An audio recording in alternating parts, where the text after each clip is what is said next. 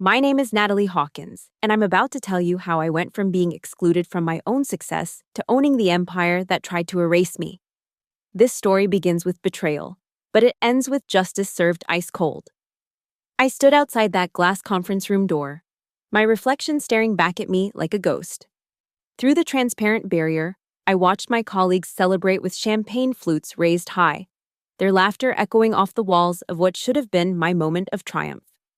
The Inception Deal bonus meeting was in full swing.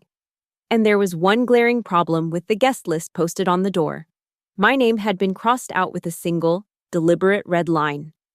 $3.8 million in commission was being divided among the team that had landed Stratmore Dynamics' biggest client in company history. The same team I had led from conception to signature.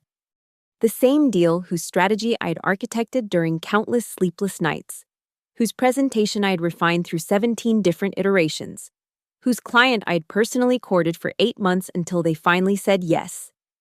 But according to Marcus Hill, our head of operations, I wasn't senior enough to deserve a seat at that table.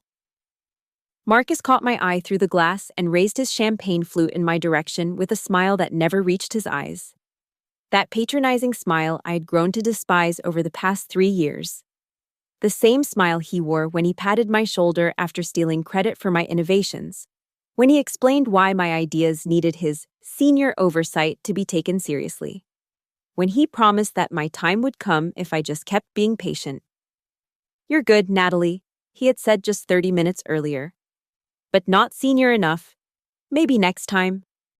I turned away from that glass door and walked toward the emergency stairwell, my heels clicking against the polished marble floor of the 42nd floor. My hands were steady, but my mind was racing with a fury that had been building for years. I pushed open the heavy door and stepped onto the empty stairwell landing, pulling out my phone with deliberate precision. I scrolled through my contacts until I found the number I'd memorized but never called. Peterson and Wakefield, LLP. My finger hovered over the screen for just a moment before I pressed dial. The phone rang once, twice, then a familiar voice answered. "Peterson and Wakefield, this is Jonathan Peterson speaking." "Mr. Peterson, this is Natalie Stratmore. I believe it's time to execute the documents we discussed." There was a pause on the other end of the line, then a sharp intake of breath. "Are you certain you want to proceed? Once we file these papers, there's no going back." I looked back toward the hallway where the celebration continued, where my colleagues toasted their windfall with money I had earned them, where Marcus Hill held court as the conquering hero of a victory he had stolen. I've never been more certain of anything in my life. How long will it take? Give me 2 hours to file with the Secretary of State and notify the board.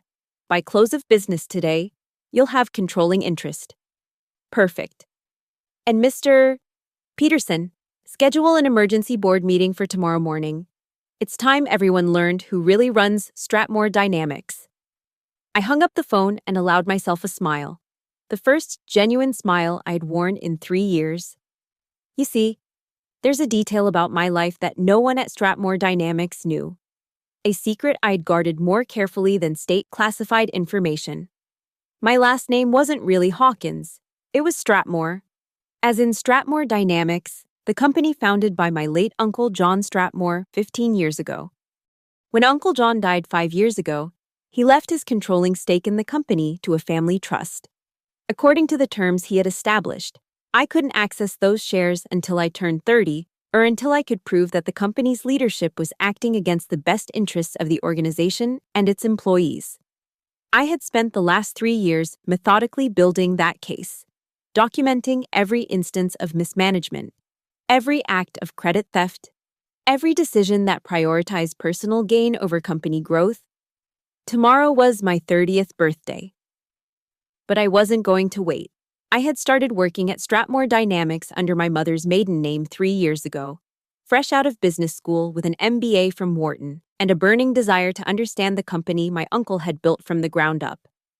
I wanted to learn the business from every angle, to prove myself worthy of the legacy he had left behind. More importantly, I wanted to identify the people who truly cared about the company's mission versus those who were simply enriching themselves at its expense. Marcus Hill had been Uncle John's right-hand man, his most trusted lieutenant.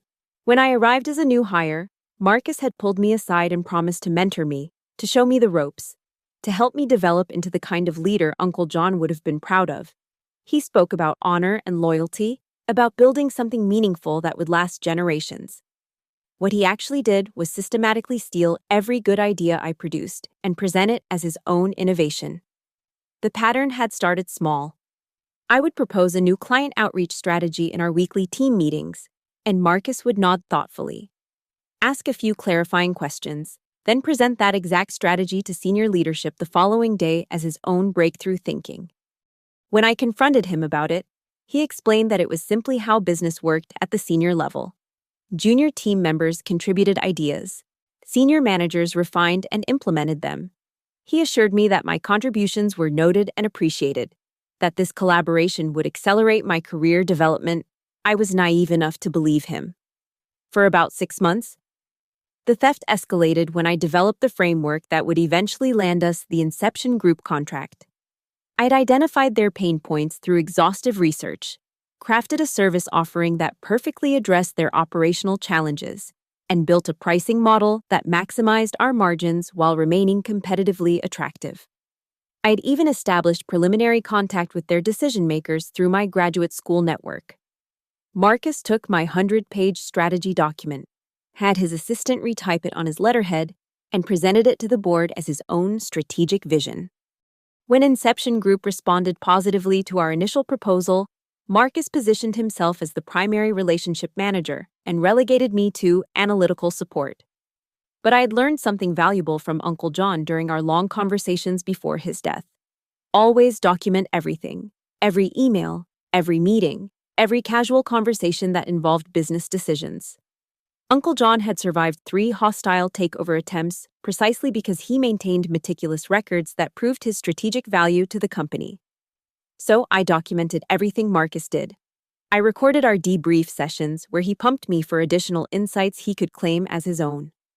I saved every email where I presented ideas that later appeared in his presentations to senior leadership. I maintained detailed logs of my direct client interactions, complete with timestamps and witness accounts from other team members who had observed my work. 3 years of systematic evidence gathering had given me an airtight case for leadership negligence and intellectual property theft. But more importantly, it had given me an intimate understanding of every operational weakness in the company my uncle had built. The morning after the Inception Deal bonus meeting, I arrived at the office 2 hours early. Not because I was nervous, but because I wanted to savor these final moments before everything changed. I sat in my modest cubicle in the strategic analysis department, surrounded by the junior team members who had become my closest allies, and reviewed the presentation I would deliver to the board in 3 hours. At exactly 9 a.m., my phone buzzed with a text from Jonathan Peterson. Documents filed, board has been notified. You are now the controlling shareholder of Stratmore Dynamics. Good luck.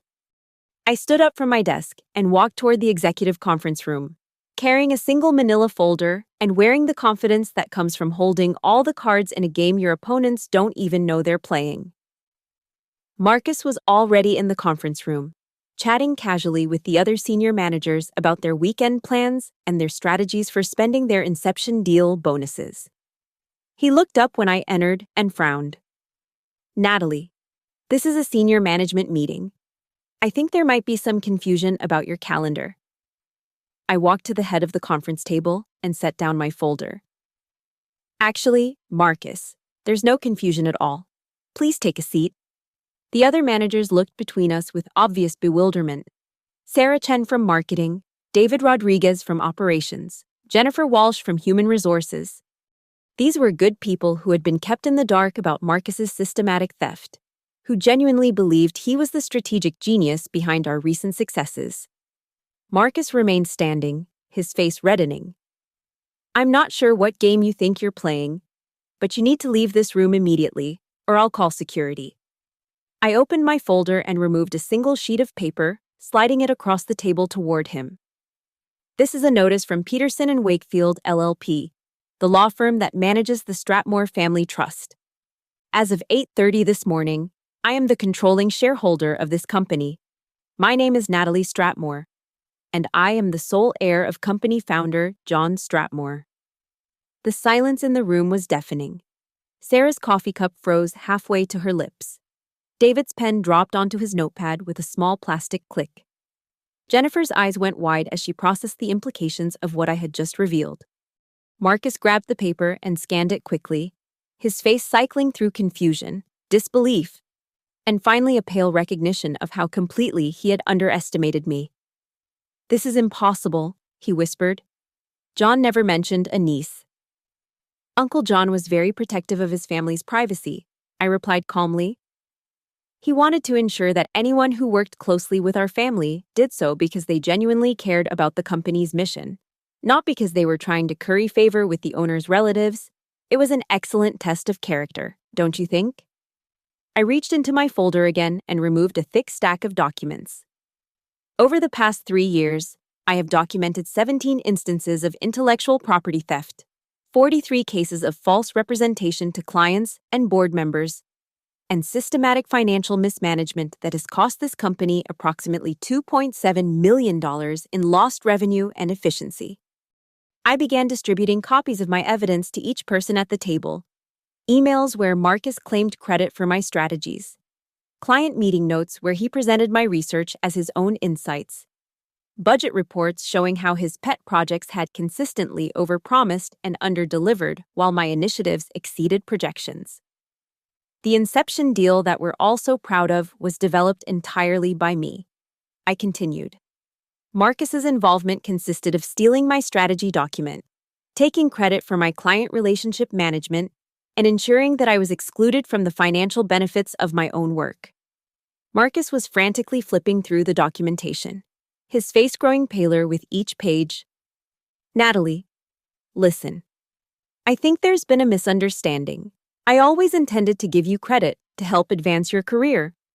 Everything I did was meant to mentor you, to show you how business works at the senior level." "Is that why you told the Inception Group executives that you had developed their service framework personally during your graduate studies at Stanford?" I asked. "Because for the record, I developed that framework, and I attended Wharton, not Stanford. You attended community college before Uncle John gave you your first job here." Jennifer was taking notes as rapidly as she could write. Sarah was shaking her head in obvious disgust as she read through the email chains that showed the systematic nature of Marcus's deception. David was calculating numbers on his phone, cross-referencing the budget reports with his own departmental records. I allowed them several minutes to absorb the evidence before I continued. Effective immediately. Marcus Hill is terminated from his position as head of operations. Security will escort him from the building within the hour, and his access to all company systems has already been revoked. Marcus shot to his feet. "You can't do this. I have contracts. I have agreements with clients. I have relationships that are essential to this company's success."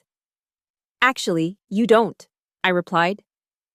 "Every client relationship you claim to manage was actually managed by me or by other team members whose work you claimed credit for. Every strategic initiative you championed was developed by someone else. Your actual contributions to this company's success amount to approximately zero." I turned to the other managers, who were still processing the earthquake that had just reshaped their professional landscape. "Sarah, your marketing campaigns for the Inception deal were brilliant. Under Marcus's leadership, you were never given proper credit or compensation for that work. I'm promoting you to Senior Vice President of Marketing, effective immediately, with a salary adjustment that reflects your actual contributions to our recent success." Sarah's eyes filled with tears. "Natalie, I don't know what to say.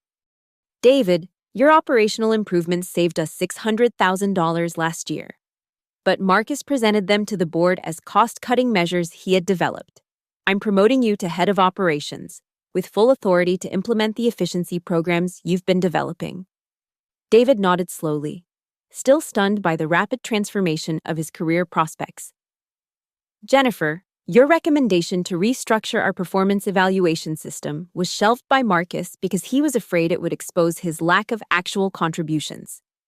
I want you to implement that system immediately, starting with a comprehensive review of compensation equity across all departments.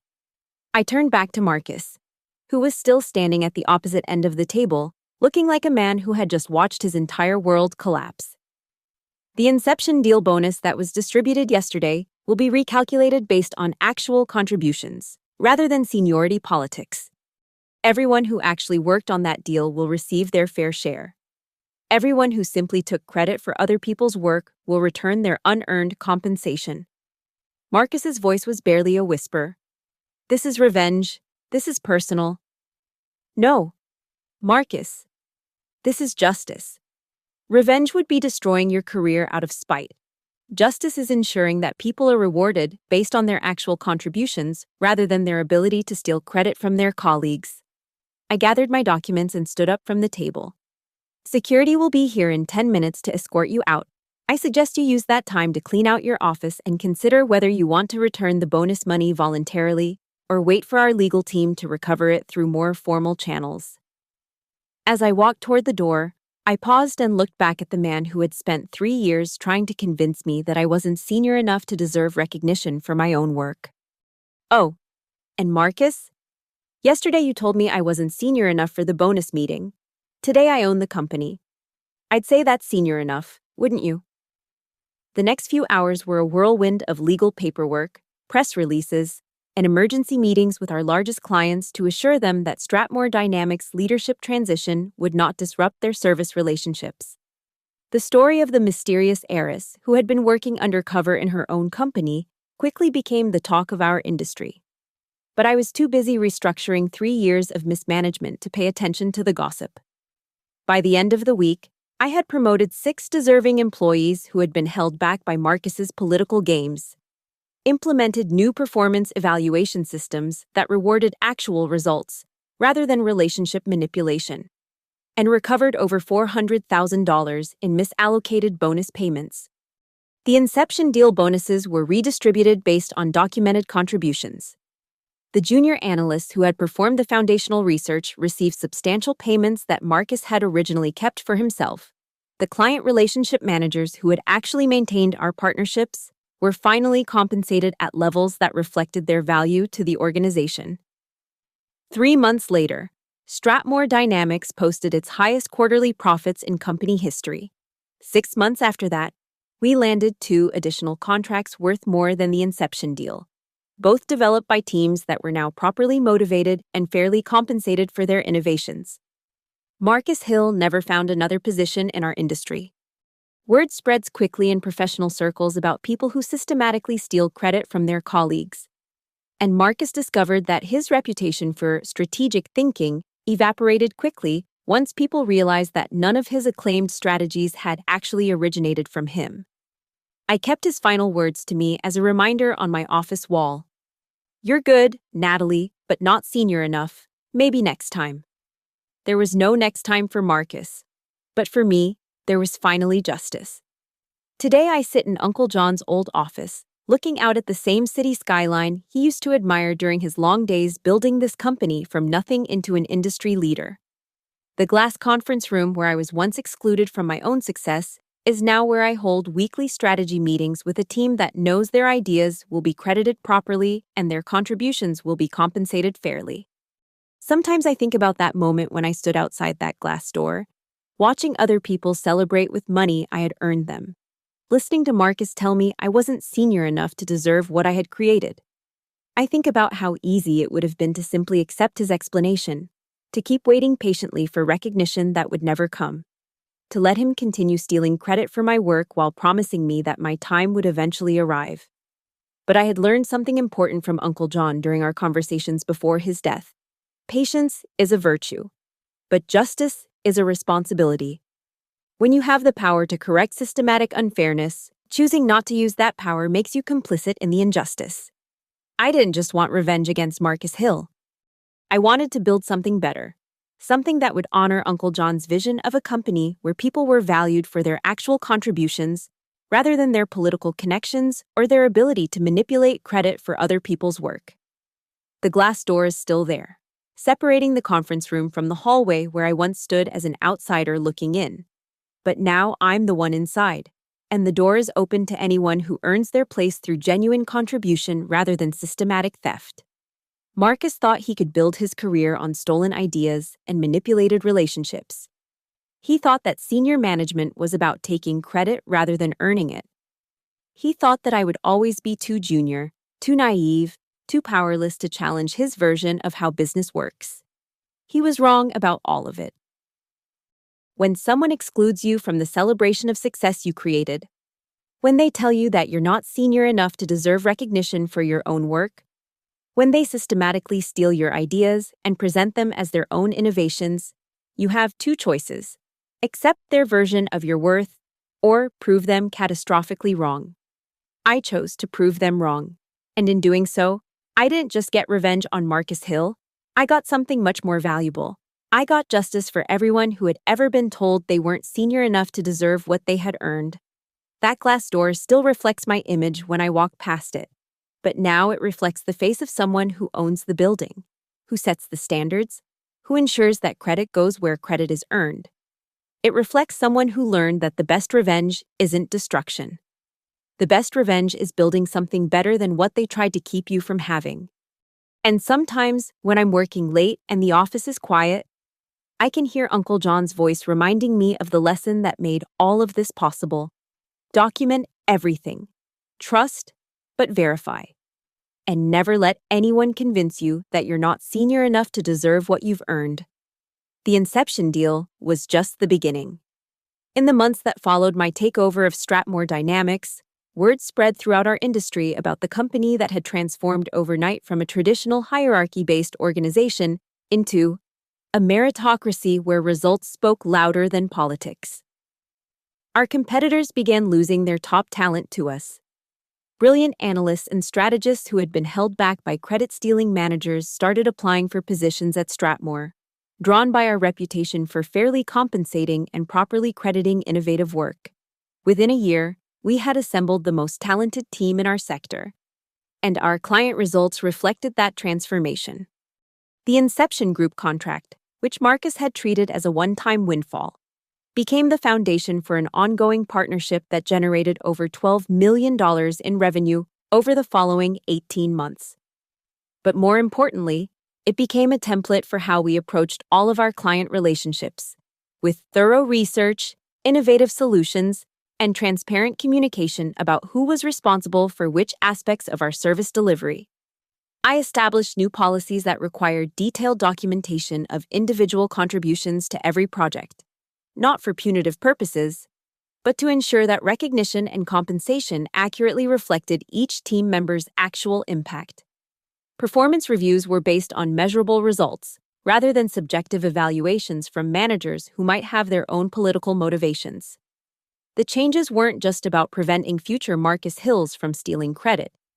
They were about creating an environment where the best ideas could emerge from anywhere in the organization, where junior team members knew their innovations would be properly attributed, where senior managers earned their positions through demonstrated value rather than relationship manipulation. Sarah Chen's marketing initiatives, which had been suppressed under Marcus's leadership, revolutionized how we presented our services to potential clients. Her campaign strategies increased our conversion rates by 43% and established Stratmore Dynamics as a thought leader in strategic consulting. Under the new compensation structure, Sarah's income tripled within 6 months, reflecting her actual contribution to our success. David Rodriguez implemented operational improvements that eliminated redundancies Marcus had maintained to justify his own position. David's efficiency programs saved the company over $2 million annually while improving service delivery timelines by an average of 37%. His promotion to head of operations was followed by recognition from industry publications as one of the top operational innovators in our sector. Jennifer Walsh's performance evaluation system became a model that other companies began adopting. Her framework for equitable compensation based on documented results eliminated the subjective biases that had allowed people like Marcus to advance while more talented contributors were held back. Jennifer was invited to speak at conferences about organizational justice and merit-based advancement. But the most satisfying transformation was watching our junior analysts thrive under a system that valued their contributions. The young professionals who had been treated as Marcus's personal research staff discovered that their ideas were not only welcomed but actively sought after. Their innovations began driving client strategies. Their research became the foundation for new service offerings, and their careers accelerated at rates that would have been impossible under the old system. 6 months after Marcus's departure, we received a call from Inception Group's CEO requesting a meeting about expanding our partnership. During that meeting, he mentioned something that confirmed everything I'd believed about the importance of authentic relationships versus manipulated presentations. We were initially skeptical about working with Stratmore, he admitted. Your previous point of contact seemed knowledgeable, but something felt inauthentic about his presentations. It was only when we started working directly with your research team that we realized the real expertise was coming from people we had never met. That's when we knew this partnership had genuine potential. The previous point of contact had been Marcus. The research team had been me and the analysts whose work he had claimed as his own. Inception Group's CEO was unknowingly describing exactly the dynamic that had driven my decision to reclaim control of the company.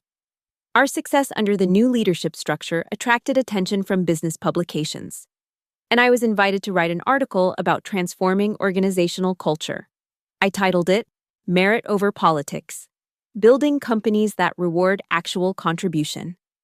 The article resonated with professionals across industries who had experienced similar credit theft and political manipulation in their own careers. The response was overwhelming. I received hundreds of emails from people sharing their own stories of managers who had stolen their ideas, organizations that rewarded relationship manipulation over genuine innovation, and careers that had been stunted by political games rather than performance-based evaluation. Many of those emails came from people working at our competitors. Within 18 months, Stratmore Dynamics had recruited some of the most talented professionals in our industry. People who were drawn to an organization that promised to evaluate them based on their actual contributions, rather than their ability to navigate office politics. This brain drain from our competitors created a virtuous cycle. As our team grew more talented, our client results improved, which attracted more high-quality clients, which generated more revenue that we could invest in recruiting and retaining top talent. Meanwhile, our competitors struggled with the loss of their best people and the retention of managers who had advanced through political manipulation rather than genuine competence.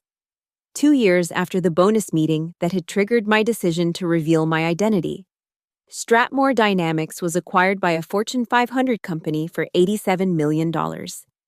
The acquisition was structured to maintain our organizational culture and operating independence, with me remaining as CEO and our management team staying intact.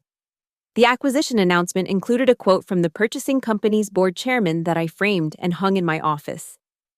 Stratmore Dynamics has achieved something rare in today's business environment, a perfect alignment between individual merit and organizational reward.